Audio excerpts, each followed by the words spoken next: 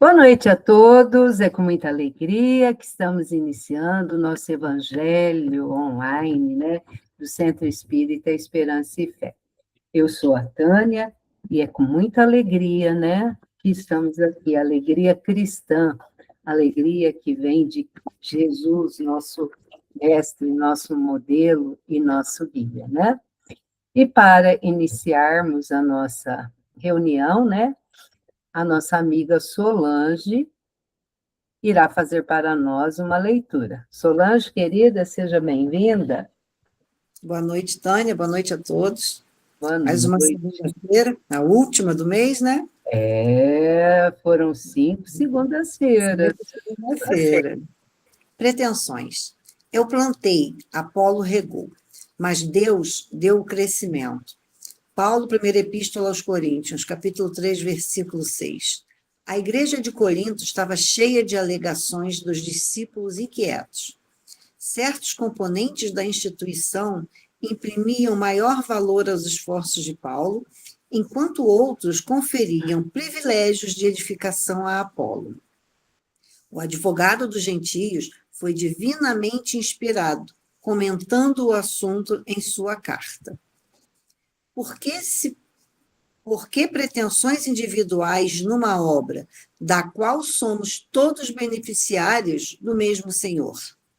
Na atualidade, é louvável o exame da recomendação de Paulo aos Coríntios, porquanto já não são os usufruários da organização cristã que se rejubilam pela recepção das bênçãos do Evangelho através desse ou daquele dos trabalhadores do Cristo, mas os operários da causa que, por vezes, chegam ao campo de serviço exibindo-se por vultos destacados dessa ou daquela obra do bem. A certeza de que toda boa dádiva vem de Deus constitui excelente exercício para os trabalhos comuns. É interessante observar como está sempre disposto o homem a se apropriar de circunstâncias que o elevem no alheio conceito com facilidade, sempre inclinado a destacar-se nos círculos do bem que ainda lhe não pertence de modo substancial, raramente assume a paternidade dos erros que comete. Essa é uma das singulares contradições da criatura. Não te esqueças, o serviço é de todos. Uns plantam, outros adubam. Vive contente no setor de trabalho confiado às tuas mãos ou à tua inteligência e serve sem pretensões, porque o homem prepara a terra e organiza a semeadura, por misericórdia da providência, mas é Deus quem põe as flores nas frondes e concede os frutos, segundo o merecimento.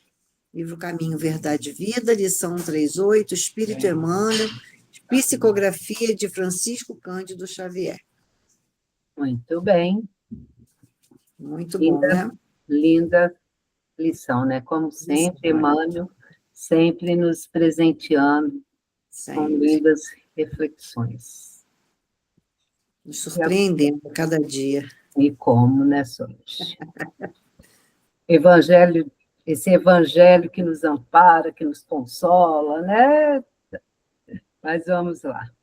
E agora, né, para aquecer ainda mais nossos corações, vamos convidar a nossa amiga Keila, que irá fazer para nós a nossa oração inicial. Keila, querida, seja bem-vinda. Boa noite, Tânia. Boa noite a todos. Boa noite. Que a paz e o amor de Cristo esteja conosco. Vamos, então, elevar o nosso pensamento agora a Jesus, a espiritualidade amiga, que neste momento nos envolve toda a nossa família, né, para que possamos aprender cada vez mais, mas principalmente para que possamos colocar em prática todos os ensinamentos de Jesus. Então, que ele nos conduza aí com os ouvidos abertos, né, com a consciência nítida, para que nós possamos compreender melhor aí as palavras, né, de consolação, as palavras de amor, as palavras que nos conduz, né, à nossa evolução, Então, que Jesus nos abençoe, que Jesus nos ampare, neste momento e em todos os outros momentos da nossa vida. Para a gente, eu convidar todos, né, a fazer a prece aí que Jesus deixou para nós. Pai nosso, que estais no céu, santificado seja o vosso nome. Venha a nós o vosso reino, seja feita a vossa vontade, assim na terra como no céu. O pão nosso de cada dia nos dai hoje, perdoai as nossas ofensas, assim como nós perdoamos a quem nos tem ofendido. Não nos deixeis cair em tentação e livra-nos, Senhor, de todo mal. Que assim seja, tenhamos aí uma ótima reunião. Gratidão, Keila. E agora nós vamos convidar a nossa amiga Odília para a leitura de um fragmento do Evangelho, antes de convidarmos o expositor da noite, né? Odília, vamos lá. Vamos sim. A reencarnação fortalece os laços de família. Item 19. A união e a afeição que existem entre as pessoas parentes são um índice da simpatia anterior que as aproximou. Daí vem que, falando-se de alguém cujo caráter, gostos e poderes nenhuma semelhança apresentam com os dos seus parentes mais próximos, se costuma dizer que ela não é da família.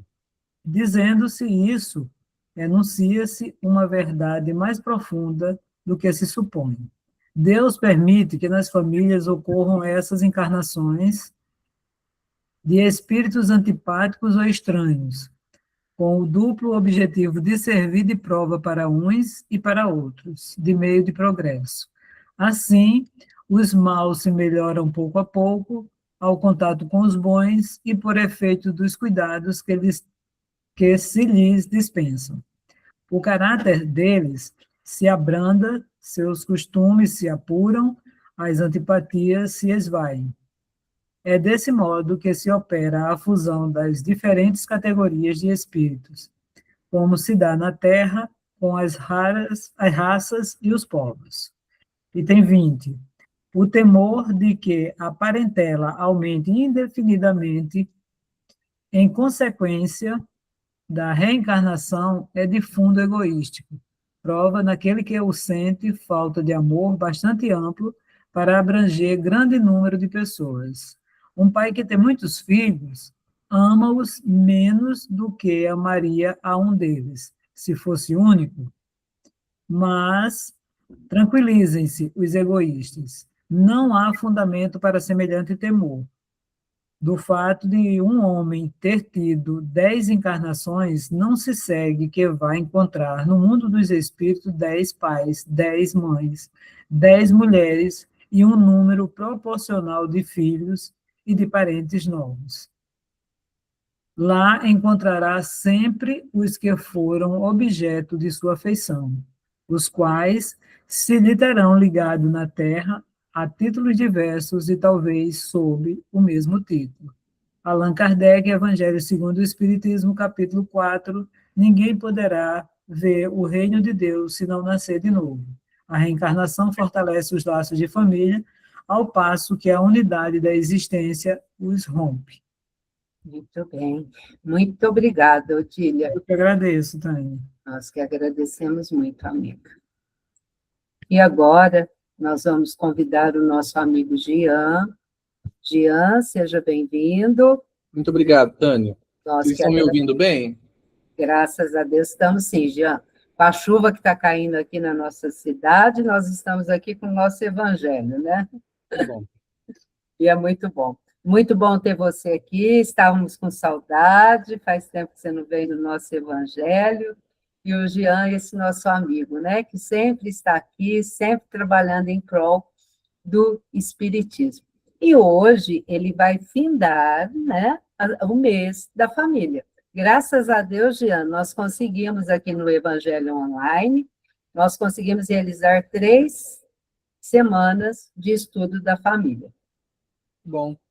Nós agradecemos suas indicações aí, né, meu amigo? E vamos. A fala agora é sua, querido. Seja bem-vindo. Obrigado, Tânia, pelas palavras. Obrigado pela audiência de vocês. Eu espero que nós possamos ter um um bom estudo e uma boa noite de aprendizado. Um fraterno abraço a todos. Então, como a Tânia já disse, nós estamos encerrando aí a Semana da Família, né, que na verdade ela se tornou um mês devido à quantidade de casas espíritas da nossa região e da necessidade das viagens. E quem reorganiza esse trabalho é a USE Regional de Franca, que envolve Franca, Batatais e Pedregulhos e as cidades circunvizinhas. Então, a gente inicialmente quer agradecer os oradores que participaram, das casas que se dispuseram a participar também desse evento, que sempre é um aprendizado, principalmente para quem fala. E o assunto, como o título da semana, é família. E é muito interessante que esse ano nós colocamos a lei de adoração, as leis morais, como um tópico a ser abordado dentro do tema família. E esse assunto família, para nós, é muito caro, porque nós não conseguimos perceber nenhum outro instrumento pelo qual o espírito consiga mais atingir seu objetivo na Terra, que é, segundo o Livro dos Espíritos, a sua evolução intelectual, moral, para, ao mesmo tempo, ajudar na cocriação do universo. Então, a família é um meio de nós atingirmos esse objetivo. Por que a família é o meio? Porque é nela que nós encontramos aqueles companheiros que nós nos comprometemos em várias encarnações, seja pelo amor ou seja pela dor. E nós sabemos que os que estão conosco, sejam aqueles considerados mais endurecidos ou mais amáveis, são criaturas que nós rogamos, imploramos, pedimos a Deus para que eles aceitassem a nossa companhia, estar conosco nessa jornada.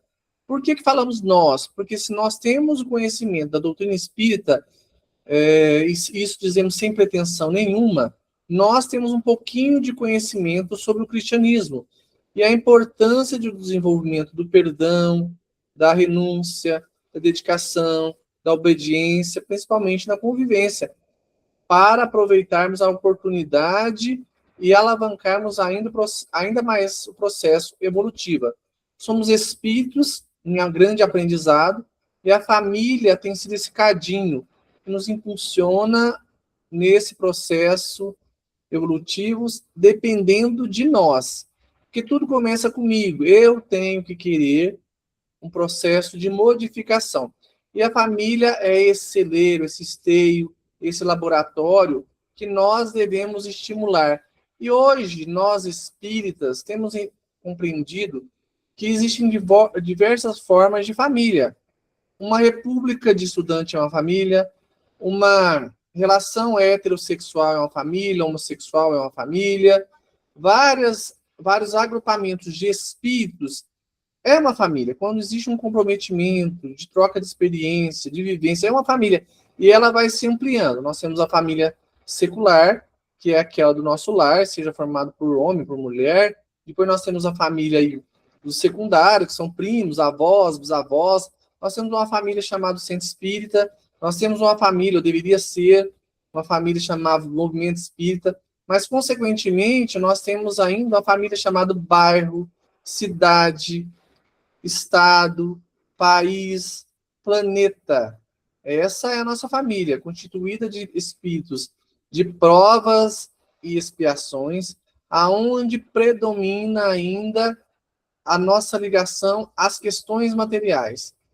E o Cristo, que é o nosso modelo guia, veio nos trazer um novo ponto de vista, o de que a vida continua, porque nós somos algo além desse corpo físico. Essas palavras que eu digo inicialmente, acredito que esteja bem claro para nós. Nós espíritas temos a certeza que somos seres espirituais. Porque não ter a certeza disso leva o assunto para outra conotação, outro foco. Então, quando nós sabemos que nós somos seres espirituais, tendo experiências boas ou ruins, habitando um corpo material, quando eu tenho a certeza do processo encarnatório, quando eu tenho a certeza de que Deus é bom e justo, quando eu tenho a certeza da comunicabilidade com os espíritos, quando eu tenho a certeza de que esse planeta Terra não é a única pérola habitada em todo esse imenso universo que nós não conseguimos dimensionar, é sinal que nós temos uma visão além. e uma responsabilidade imensa no nosso comportamento perante a família, perante a sociedade, no nosso trabalho. E as leis morais contidas na terceira parte do Livro dos Espíritos, o terceiro livro dos Espíritos, vem reiterar a nossa responsabilidade. Há mais de 3.000 anos, nos foi apresentados os 10 mandamentos, mais de 613 leis civis trazidos por Moisés, porque se fazia necessário naquele momento em que aqueles espíritos, ou nós, nos encontrávamos muito endurecidos ainda. E foi trazido as leis morais naquele formato dos 10 mandamentos. O Cristo veio e simplificou, pelo menos tentou simplificar para nós, diminuindo-as em duas: amar a Deus sobre todas as coisas, o próximo como a ti mesmo. Mas nós nos perdemos em 18 séculos. Ficamos perdidos numa névoa onde o egoísmo, a ignorância, a falta de observância no caminho, nas oportunidades de colocar esses ensinamentos do Cristo, mas não só do Cristo, de outros amigos espirituais que estiveram em outras denominações religiosas e que nós não soubemos observar no período que estávamos encarnados em outra era, em outra época. Mas não só nesse planeta, em outros planetas também, e provavelmente habitamos como seres primitivos ou nas primeiras encarnações como espíritos de provas e expiações. Então, nós não podemos esquecer desse ponto de vista, que é ter a certeza que nós somos seres espirituais, e que nós tivemos um começo, não teremos um fim, e que a nossa ligação com as pessoas que estão conosco, ela antecede a concepção. Eu quero acreditar que eu já contei a história do Joãozinho aqui para vocês, não já contei? Ou não? Já contei, Tânia? De um demônio que tem encarnado na minha família? Eu já contei essa história? Já, né? Então, esse demônio aí me aparece com 3 meses de antecedência do lado da mãe dele, que é o João, meu primo, de 3º grau, e hoje ele tem 10 anos. Então, tem um demônio encarnado aí na minha família, que 3 meses antes de reencarnar, se apresenta para mim, dizendo, ela vai ser mãe novamente após os 40 anos, que era minha prima. Jamais imaginaria que seria mãe novamente depois de quase estar na menopausa. Então, nós temos a certeza que a vida antecede. Por isso, da importância do namoro, do noivado, coisa que nós não estamos tendo mais.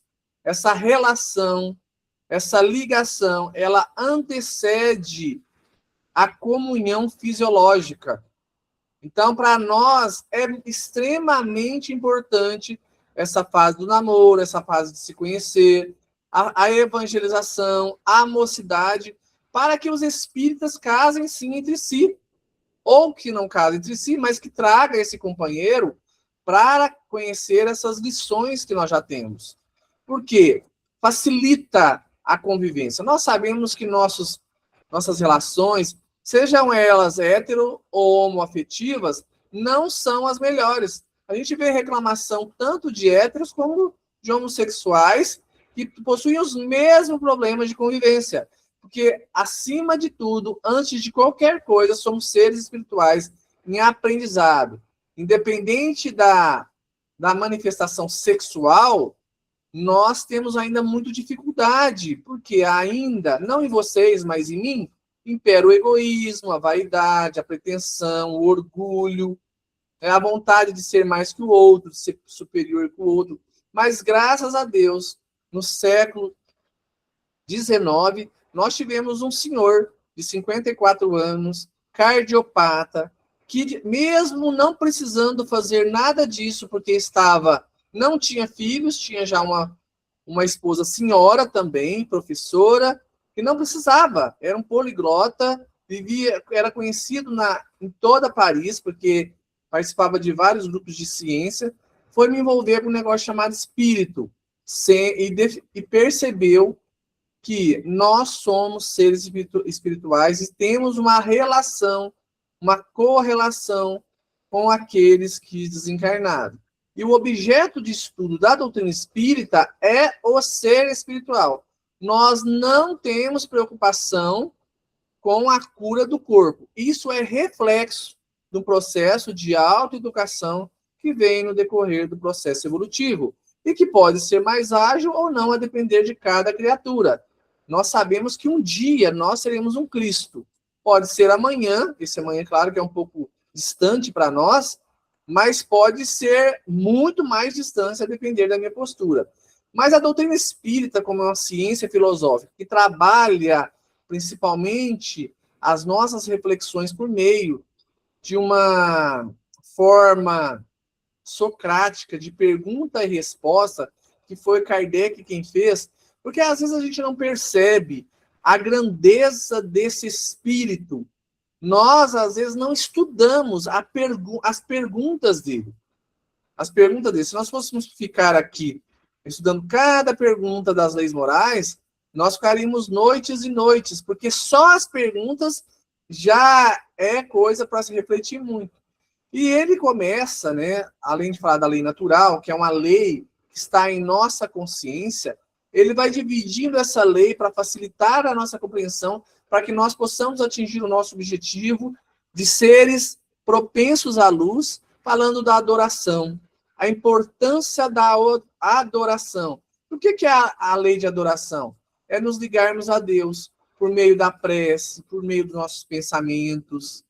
Isso no silêncio do seu quarto ou em coletividade, como é feito nessa reunião. Mas é importante nós lembrarmos que a adoração, ela envolve louvor, ela envolve agradecimento e pedido também. Só que o que nós vamos prestar atenção é se nós estamos fazendo isso corretamente e ensinando para aqueles que estão ao nosso redor. A nossa responsabilidade como novos espíritos, porque temos que nos considerar assim, espíritos que estão tendo contato com o Consolador Prometido, contato com o cristianismo redivivo, para influenciar tanto aqueles que nos antecederam e que ainda não tiveram contato com os ensinamentos ou não compreendem o Cristo de verdade, e também aqueles que vão nos suceder. Então, hoje, eu oro do lado do meu neto, da minha filha, do meu filho, nós fazemos oração em conjunto no lar. Então, são reflexões que nós temos que fazer. A sociedade me vê olhando no momento de ter turbulência. Exemplo, no processo de desencarne, como é que é a minha reação? Quando um filho, uma filha está passando por um tormento da doença fisiológica ou moral, as pessoas veem o meu comportamento de adoração, de agradecimento, de pedido. Então, nós, primeiro, temos que fazer a tarefa conosco, de autoanálise, perceber se eu agradeço a hora que eu levanto, que eu deito, que eu me alimento, que eu vou ao banheiro, que eu tenho minha vida íntima com meu companheiro, agradeço aquele xureque que está do meu lado ali, 30, 40 anos, que às vezes eu não agradeço a presença dele na minha vida. A minha esposa, que às vezes, quanto tempo ela está aguentando meu chulé do lado e eu não crio vergonha, lava minha meia, eu ponho no cesto para ela lavar, né? Faço xixi em volta do vaso, aquelas coisas pequenas que a gente não dá importância, mas que faz 30, 40 anos que está irritando o outro. Estou tirando a paciência do outro. Claro que ninguém tira nada de ninguém, porque quem não tem paciência, quem fala que perdeu a paciência é porque nunca teve. Então, o ato de orar é uma lei. Nós precisamos aprender a adorar, muitas vezes, aquilo que a gente não compreende ainda, que é Deus. Porque Deus está muito distante de nós. Mas Jesus nos trouxe Deus por meio dos seus ensinamentos, dizendo que Ele é Pai, misericordioso, bom. E a sua misericórdia se manifesta por várias formas. E, às vezes, pelas formas que a gente menos entende. Por exemplo, eu tenho certeza aqui que vocês devem ter tido alguma dor de garganta, uma infecçãozinha, que precisou tomar uma bezetacil. A bezetacil é uma bênção de Deus, é a misericórdia que a ciência, que Deus dá por meio da ciência, da gente sentir aquela dorzinha, né, da bezetacil, mas curar de infecções que mataram em várias épocas da humanidade, né? Hoje nós temos anestesia para arrancar o dente. Até 30, 40, não sei nem quantos anos isso, não havia anestesia. O dentista ia lá, pegava um alicate e arrancava fora. Não é misericórdia de Deus ter uma anestesia? Claro que é. Então, são coisas pequenas que a gente não percebe né? Até a dor, muitas vezes, é a misericórdia de Deus. Vamos dar um exemplo. De repente, eu estou pensando em falar mal da vida dos outros amanhã, ou brigar, xingar um cunhado, não é o caso de vocês não passam por isso, né? Ou xingar um aluno, ou xingar um paciente que está lá, um acompanhante lá onde eu trabalho. Aí o que acontece? Eu acordo com uma laringite, eu não consigo nem falar. Misericórdia de Deus, para me poupar daquele mau ato. Então a gente não vê misericórdia e acaba não agradecendo. A outra lei é a lei do trabalho. Trabalho é toda atividade útil. Eu acredito que essa seja a segunda forma de adorar a Deus. Nós precisamos nos estimular ao trabalho. O espírita não tem direito à aposentadoria, jamais. A aposentadoria da vida material, eu também o quero, já estou fazendo 30 anos de enfermagem esse ano, estou doidinho, estava olhando meu olerite agora e vendo o tempo de quantos quinquênios que eu tenho, quantos anos que falta para eu aposentar. Doidinho para fazer isso, mas eu não posso me tornar uma pessoa ociosa. Na verdade, eu já sou ocioso, né? Eu trabalho 6 horas por dia, entro às 7 e saio às 13, fico 18 horas livres para aprontar à vontade, se eu quiser, ou não, ou ser útil. Então, o trabalho é qualquer atividade útil em prol da minha transformação moral, mas também do outro, porque eu estou num processo de transformação moral, intelectual, para ajudar na cocriação do universo. Então, tudo que eu produzo de bem ou de mal, e a ociosidade acaba sendo mal, a minha indiferença é mal, eu serei responsabilizado pela evolução ou não daqueles que estão no meu redor. Então, é um compromisso imenso. E, às vezes, o filhinho, o netinho, quer lavar o prato e eu não deixo. Ele quer abotoar a calça, eu vou lá e abotou. Ele tem atividades que eu poderia estar entregando para ele fazer, mas eu quero facilitar a vida. Ah, mas a minha vida foi tão sofrida, e aí eu faço tudo, deixo ele na ociosidade, e aí o que acontece? Ele começa a viver de benefício do governo, porque não aprendeu a trabalhar, e nem se sentir útil. Então, a nossa responsabilidade em torno do trabalho, em oferecer o trabalho do outro, é imensa. A nossa visão em relação ao trabalho, primeira coisa, é não reclamar. Eu estou falando para mim, viu, gente? O ouvido mais perto da minha boca, eu ainda faço muito isso. Não reclamar. Obrigado, Deus, pelo dia de hoje. Porque quantos que estão na cama implorando para sair dela e pedindo trabalho? Quantos? Quantos estão aí num leito? Nossa, eu trabalhava, eu fazia isso. E Deus dá grandes oportunidades. Todo mundo tem oportunidade. O trabalho é qualquer atividade útil. Vou contar uma história para vocês, porque a gente tem que contar essa história como aprendizado. Eu trabalhava em Ribeirão Preto, no Hospital das Clínicas de Ribeirão Preto. Trabalhei lá 15 anos e 9 meses. O tempo passa, né? Já saí de lá faz 10 anos. E eu lembro, porque a gente tem maledicência, que eu entrei num quarto e tinha um senhor que ele não tinha as pernas. E eu já pensei, que é terrível, né? Como a gente não é educado. E eu pensei assim, nossa, aquele provavelmente vive às minhas custas do dinheiro que desconta do meu INSS, né? Do imposto de renda, que desconta terrivelmente todo mês. Mas tá tudo certo. E eu pensei isso. E eu sou muito curioso, né? Quem me conhece sabe como que eu sou atrevido. E eu cheguei para ele só para constatar que ele realmente dependia do meu imposto de renda, descontado todo mês. E perguntando, falei, nossa, o senhor, né, já tem essa doença, tal, o senhor já aposentou, tal. Ele virou para mim e falou assim, olha, eu aposentei. Eu aposentei trabalhando 35 anos como retireiro. Quem sabe o que é retireiro? Retireiro é aquela pessoa que tira leite, né, da vaca, sentado. Então, o Jean tem 1,82 m. Se o Jean ficar meia hora sentado num banco tirando, ele não levanta mais. E Deus é tão misericordioso que deu esse trabalho para ele que não precisava de perna. A falta das pernas o proporcionou a trabalhar 35 anos sem dificuldade nenhuma. Olha como é a misericórdia de Deus e a gente não vê. Né? E a gente ainda pensa mal dos outros. E aí vem a próxima lei, que é a lei de reprodução. Essa lei é muito complicada para mim, a lei de reprodução. Eu tô com medo, tô sendo sincero para vocês, eu tenho muito receio disso. Porque eu acredito que eu volte para um planeta de expiações e provas ainda. Até 2999, o planeta Terra vai estar nessa condição. Eu quero acreditar em quase 1 milênio ainda, né? Eu ainda volte para esse planeta. Mas eu tô com muito medo de não voltar. Por quê? Por quê? O que acontece?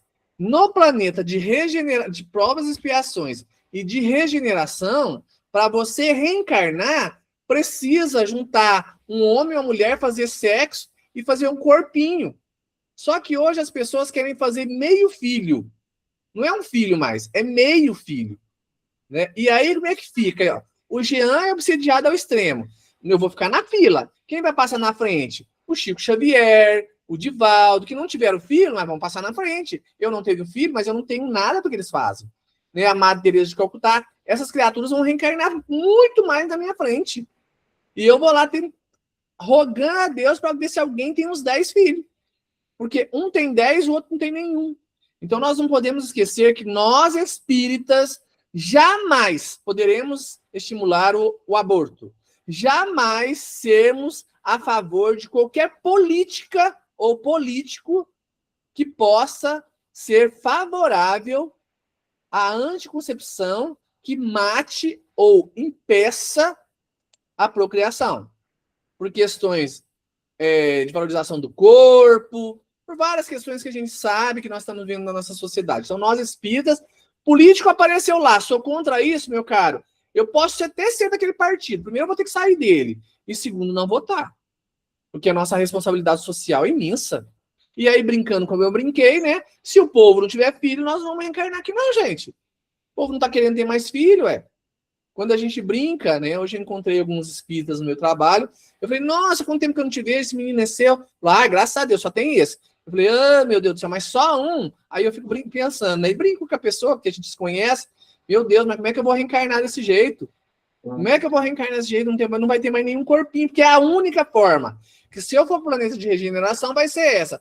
De primitivo também é essa, e regeneração é essa. Então, nós temos que ser favoráveis à reprodução. E nós temos um problema muito sério. Nós tivemos uma companheira no departamento de mocidade que ela tinha um sonho de ser mãe. E o irmão também, o marido também. E são jovens espíritas, da minha época de mocidade espírita. E eles não conseguiam engravidar. Quando ela nos contou isso, a orientação veio imediata. Vocês precisam começar a visitar o lar da dona Nina, o berçário da dona Nina, porque vocês não são confiáveis. Os espíritos que vocês combinaram de trazer, vocês abortaram em outras épocas, eles não querem mais.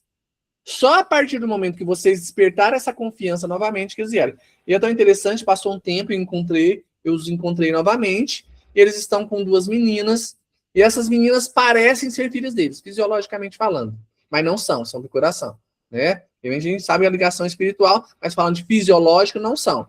Então, para a gente repensar se o uso de um anticoncepcional, até quando que a gente pode estar fazendo isso? Então, tomar muito cuidado das nossas orientações no meio espírita. Lei de conservação, né? Às vezes a gente não avalia esse processo de lei de conservação.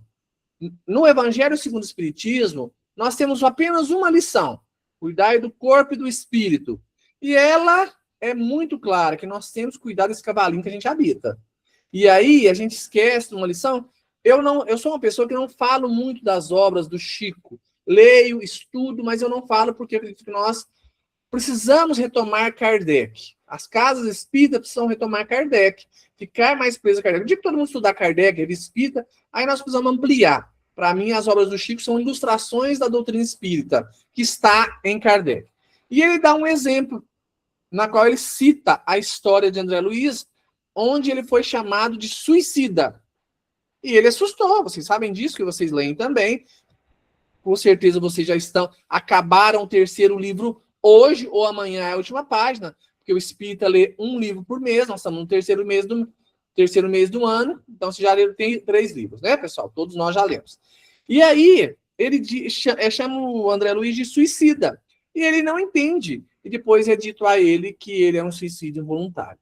Então, eu tenho que avaliar se eu estou respeitando essa lei de conservação ou não. Eu vou no médico?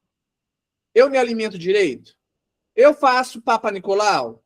Eu já fiz o exame de toque? Eu vou fazer 50 anos esse dia, está marcado. Eu tenho que fazer. Receoso estou, mas sou já da saúde, eu tenho que ir lá fazer o exame. Então, e aí por preconceito eu não vou, por medo eu não vou. Ah, deixa, minha mãe viveu assim, minha mãe viveu assim. A sua mãe tem outra história, um outro ser espiritual. Nós estamos com a ciência extremamente evoluída e se eu não fizer bom uso dela, é suicídio involuntário. Se eu me alimento mal, é suicídio involuntário. Se eu sou diabético, como açúcar até de morrer, depois enfio a insulina no braço, é suicídio involuntário. Se eu não faço exercício físico, é suicídio voluntário. A gente não pensa nisso. E a gente não pensa nessas coisas. Não é todo mundo que vai viver com a Termutes, um Allan Kardec e a irmã dela que viveu até 106 anos. Eles tiveram alguns privilégios. Nossa, será que vamos? Eu que gostaria muito, mas não sei se eu consigo, pelo desregramento que muitas vezes a gente tem. Então, para a gente estar pensando novamente, se a gente tem cuidado da nossa saúde, né? E depois a lei de destruição. A lei de destruição, às vezes a gente preocupa muito, o tsunami, os vulcões, né? As grandes destruições que a gente vê no nosso planeta. Gente, isso sempre existiu.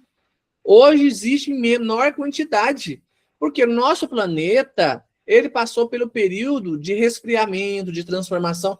Imagina quantos vulcões, quantos tsunamis existiram. Hoje não acontece nada, praticamente nada. E o que a gente vê é porque nós temos a televisão, nós temos a internet. Então isso fica muito mais notório, mais visível para nós. Mas essas destruições sempre ocorreram porque é uma forma também de renovação até dos espíritos que habitam esse planeta. Nesses processos de destruição do planeta, nesses processos de modificação do nosso planeta, acontecem os desencarnes coletivos que, na verdade, são renovações de espíritos que vão para outros planetas, voltar com uma nova visão. Mas nós precisamos pensar na destruição dos nossos preconceitos, dos nossos conceitos antigos. A minha bisavó assava o peixe na calha, naquela telha redonda, acho que vocês conhecem, aquela telha redonda, ela assava o peixe naquela folha, e colocava no forno de barro. Passou-se o tempo, a minha avó ainda continuou, a minha mãe ainda continuou, e foi perguntado por que elas continuavam assando ali. Eu falei, eu aprendi isso com a minha avó, com a minha bisavó, e eu não sei por que isso.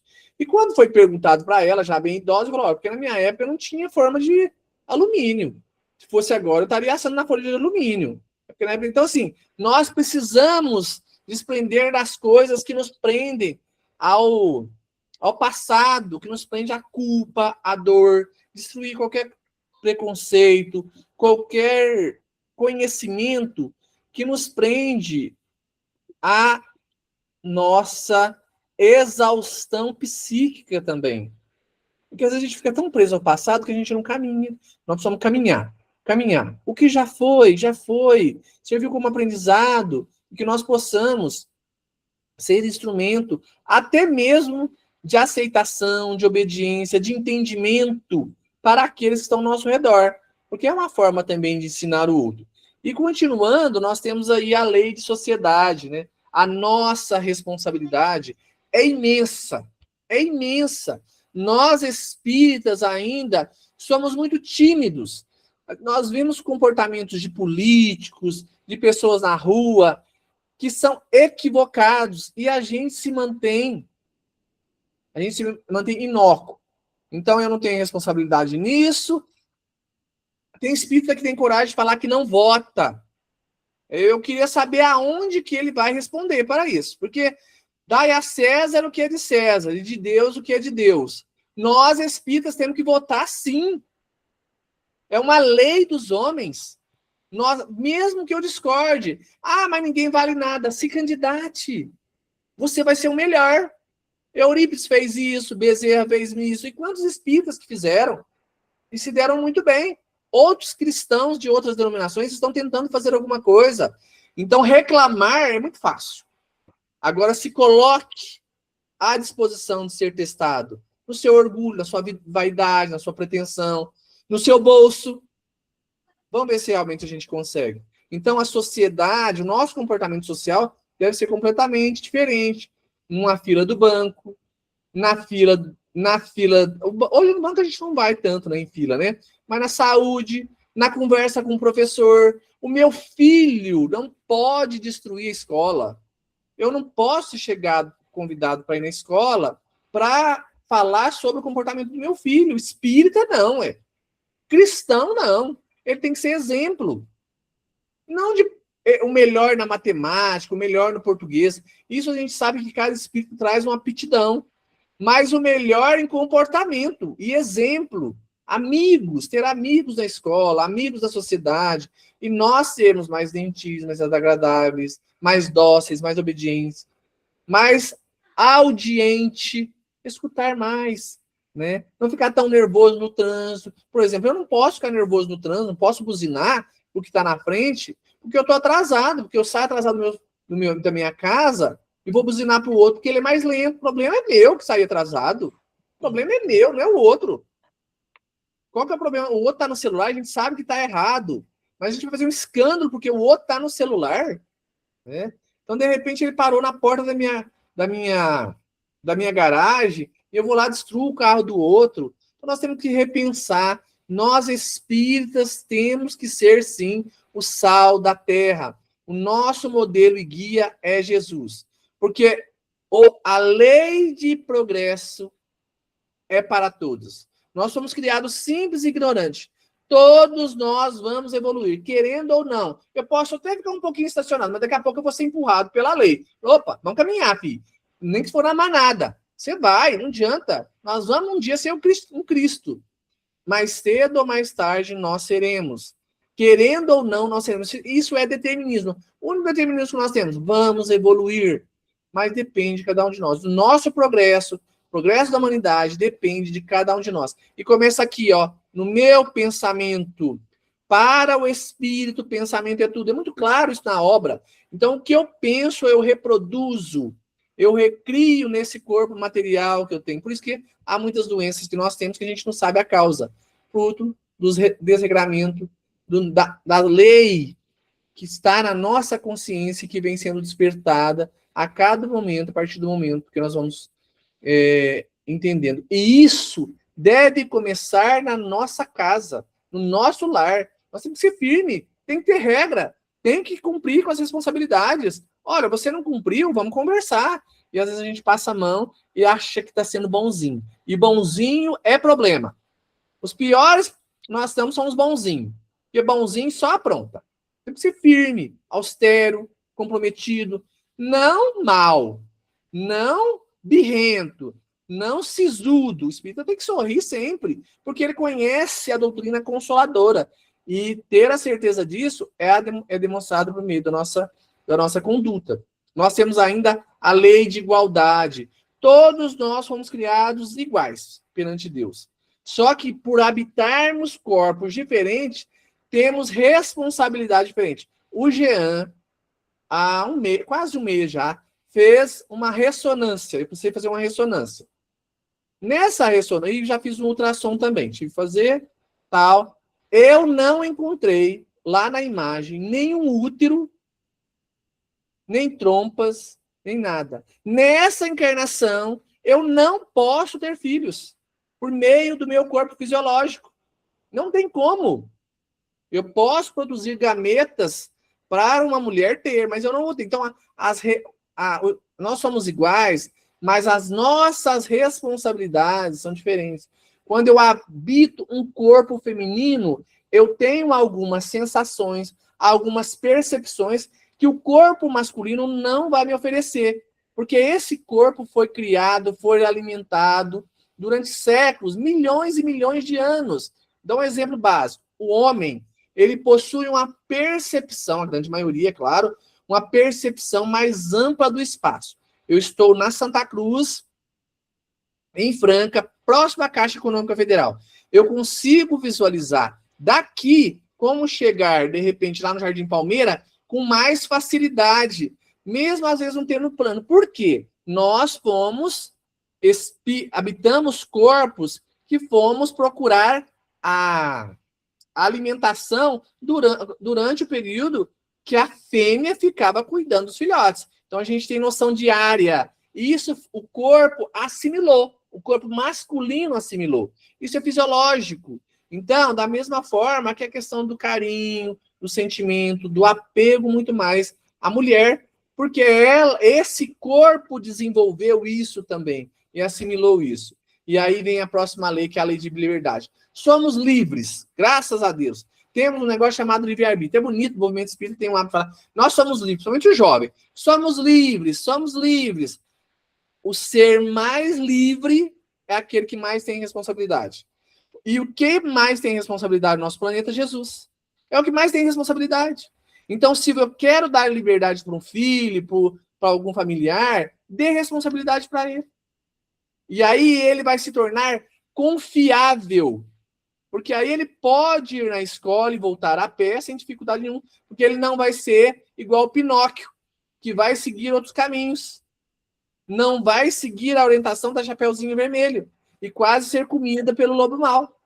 Porque ele foi orientado pelas leis morais, pela lição tão importante que às vezes a gente esquece, deveria ter pregado na minha testa para a gente toda vez que olhar no espelho. O homem de bem, se nós formarmos homens de bem, ele não vai ter problema com nenhuma dessas leis. Nem de sociedade, nem de reprodução, nem de liberdade. Porque ele vai em qualquer lugar e vai sair com tranquilidade e vai saber também que há lugares que ele não vai conseguir sair da mesma forma que ele entrou. E a última lei, podemos dizer assim, a lei de justiça, de amor e de caridade, que ela corrobora com o homem de bem. A lição do homem de bem, que, a meu ver, é o coração do Evangelho segundo o Espiritismo. A prática da justiça, mas não a minha justiça. Aquela justiça que está na minha consciência, que Jesus disse, fazei o outro que você gostaria que fizesse a você. É só a gente pôr essa régua. Fica muito mais fácil. Porque quando, de repente, eu estou na fila, lá para fazer uma ficha lá na prefeitura, e eu, no primeiro lugar, e eu vejo a Tânia lá no último, chegando, se eu passo ela na frente, eu não estou sendo justo. Eu não estou sendo justo. Agora, se eu estou no primeiro lugar, ou no segundo lugar, vejo a Tânia e quero beneficiá-la, sem problema nenhum. Eu saio daquele local, vou para o último lugar e a Tânia fica no meu lugar, sem problema nenhum. Aí eu estou sendo justo. E a gente tem que pensar nos pequenos detalhes. Às vezes com filho, às vezes tem aquele filho que eu não tenho tanta afinidade. E isso é normal, nós estamos aprendendo ainda. Mas tem aquele que eu não tenho tanta afinidade, mas ele está correto. E às vezes eu não quero dar mão à palmatória, mas eu tenho que ser justo. Olha, você falhou, meu amigo. Eu te amo muito, mas você falhou. O seu irmão pode ser o que for, mas nessa fase, nessa parte, ele está certo. Então, a justiça é uma reflexão diária. Amor. Nós estamos aprendendo ainda, né? A questão do amor. O que a gente conhece mais perto do amor é o do Cristo e de mães, aquelas que já aprenderam a amar. Porque nem toda mãe ama. Às vezes a mãe aprende a conviver. Não se ama todos os filhos iguais. É mentira. Nós sabemos disso. São afinidades, são conquistas. Eu, às vezes, vou ter um reencontro com a alma de milênios de trabalho, de amor junto. E ela veio agora como um filho. E o outro, ele veio pela primeira vez na minha família. E ele é rebelde. Ou, às vezes, ele foi colocado da minha família, como foi lido na lição, no início, para aprendizado. Eu não vou amar. Eu vou aprender a conviver e talvez eu nem vou vê-lo mais, né, daqui a um tempo. E a caridade, que é a nossa bandeira. Mas será que nós temos refletido em torno dessa questão, caridade de verdade, nós espíritas? Benevolência, indulgência e perdão das ofensas. Benevolência, ser bom, fazer o bem. Fazer o bem todos já fazem. Até o ateu sabe que ele deve ajudar o Homo sapiens sapiens, que é um semelhante a ele. Cesta básica, roupa, teto, isso todos têm direito. E o que nós pudermos fazer para auxiliar é obrigação. Agora a caridade envolve mais. Envolve tirar o meu tempo para me dedicar ao outro, escutar o outro, auscultar o outro, as suas necessidades, e atender o outro com equidade. O que é equidade? Nas suas necessidades. Os filhos, não, vamos dar um exemplo dos filhos. eles não vão ter necessidades iguais. Tem um que vai ser mais firme, o outro não precisa tanto, em relação à matéria, em relação a outra, qualquer assunto. Então, cada um de acordo com suas necessidades. Então, ser benévolo é utilizar da equidade, atender nas suas necessidades reais. E aí vem a questão da indulgência. Nós sabemos de todos os princípios básicos da doutrina espírita, né? Deus, reencarnação, aí a gente ouve muito negócio de obsessão na casa, essas coisas. Mas às vezes, quando a gente está numa discussão, não é o caso de vocês, porque vocês não discutem em casa, nem na escola, nem no serviço, nem na rua, nem no trânsito, não fazem fofoca, porque espírita não faz fofoca, só faz observações maliciosas. Então não há esse problema na vida de vocês, né? Mas às vezes pode acontecer. Então, mas a gente tem um problema, a gente acha que só conosco a indulgência deve acontecer. A gente esquece que o outro está passando pelas mesmas questões que eu. Ele é um espírito de provas e expiações. Ele será testado, ele passou pelo processo reencarnatório, ele vai passar pela reencarnação, pela obsessão. Ele é influenciado pelo meio, como eu também sou. Mas na hora que é comigo, eu quero que todo mundo seja tolerante, seja indulgente. Mas quando é com o outro, eu esqueço dos princípios básicos quando o outro me ataca, ou me ofende, ou faz alguma coisa que não me agrada. Então nós precisamos repensar essa postura de indulgência em relação às dificuldades que o outro tem. E o perdão, né, que é o terceiro item da caridade, é nós pararmos de melindre. O espírito tem que parar com isso. Qualquer coisa se melindra. Ai, eu não gosto assim. Ai, eu não gosto assim. Nós precisamos aprender a nos colocar à disposição a servir o outro sem condicionar nada. Desinteressadamente. Que é isso que envolve a caridade, a verdadeira caridade. Desinteresse total. Então, se alguém me magoou, se alguém me feriu, eu preciso refletir. Será que eu não sou o causador dessa ofensa? Por algum motivo? Voltar na raiz do problema. E muitas vezes a gente vai encontrar o problema em nós. Então nós temos que agradecer imensamente a doutrina espírita, que faz com que nós possamos refletir sobre o nosso planejamento reencarnatório. Por isso que uma das orientações que a gente tem é, mensalmente, ou de 3 meses, 6 meses, sentar com a família e falar assim, ó, vamos rever nosso planejamento reencarnatório? Quantas vezes eu vou no centro? Fisicamente, que online é interessante, mas qual que é a contribuição que eu já estou auxiliando no centro? Qual que é o dinheiro que eu estou separando para ajudar no centro espírita? Quantas vezes meus filhos vão na evangelização? Quantas vezes eu já ajudo a aplicar a evangelização? Quantas vezes que eu dou palestra? E assim sucessivamente, eu estou falando no movimento espírita, mas e na sociedade? O que eu tenho, o que a minha família vai contribuir? Opa, nós estamos falhando. Então vamos tomar o rumo de novo. Porque quando a gente vai comprar uma casa, um carro, um sofá, seja o que for, a gente faz um planejamento. Olha, eu vou tirar todo mês, nossa família, esse mês não vai comprar tanta pizza. Claro que do centro espírita não tem problema, pode comprar quantos quiser, ter cartão de crédito, tal. Mas esse mês nós não vamos comprar muita coisa de supérfluo para comprar um carro no final do ano. A gente faz essa revisão mensal financeiramente. Por que eu não vou fazer isso com planejamento reencarnatório? Rever, planejar de encontrar fora do corpo, a gente rever se a gente está acertando ou não. Nós espíritas precisamos acreditar nessa possibilidade. E o instrumento que nós temos hoje para isso é a família. Eu quero agradecer imensamente a oportunidade de estar aqui. Nós estamos terminando o mês de março, né?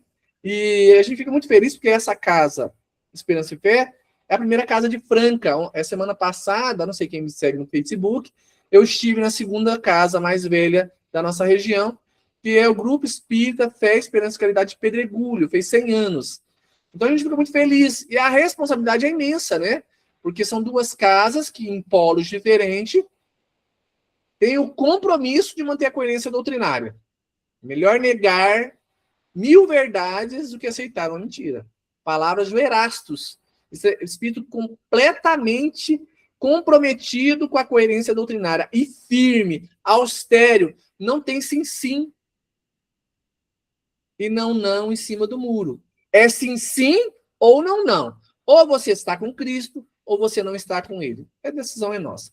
Que Jesus nos abençoe. Eu desejo a todos vocês um bom ano. Que vocês possam terminar o terceiro livro até amanhã, com muita bênção, e começar o próximo depois de amanhã, no dia 1, o quarto livro do ano, e que nós possamos estar reunidos em breve. Nós teremos dia 23 de maio, ó, serviço, tarefa, um curso de oratória de um rapaz que chama Marcelo Pepe, que ele vem do Rio de Janeiro, vai ser na sede da USE, a partir das 15 horas, vai ser um workshop, para a gente aprender a falar e também negociar mesmo para pessoas que trabalham com a fala, para vender. Olha, hoje eu vou te dar 50 bloquinhos de pizza, você vai vender na sua fala. Né? Vamos lá arrumar um Centro Espírita Esperança e Fé, ou seja que for, mas na vida material, que são todos convidados para estar conosco nesse dia, vai ser um sábado, que não tem nada para fazer em Franca, porque o shopping vocês não vão mesmo, eu também não vou. Vou fazer o quê em casa, em Franca? Viva a Noite é depois dessa reunião. Acaba às 21, dá para assistir novela, dá para assistir o Viva a Noite, dá para namorar com o marido, dá para pedir uma pizza, vocês vão pegar lá na USE também, tá joia? Fraterno abraço a todos, obrigado, Tânia, pela oportunidade de estar aqui, eu estou à disposição de vocês. Eu começo a trabalhar amanhã às 7 horas, até às 6 eu fico com vocês, porque depois tem que tomar um banho para ir trabalhar, senão não dou conta, amanhã são 12 horas. Jean, só você mesmo, trazendo aí reflexões. Jean, quais são as futuras promoções da USE? Tem a USE municipal, que são todos os meses, né? Na última. Agora, só em julho?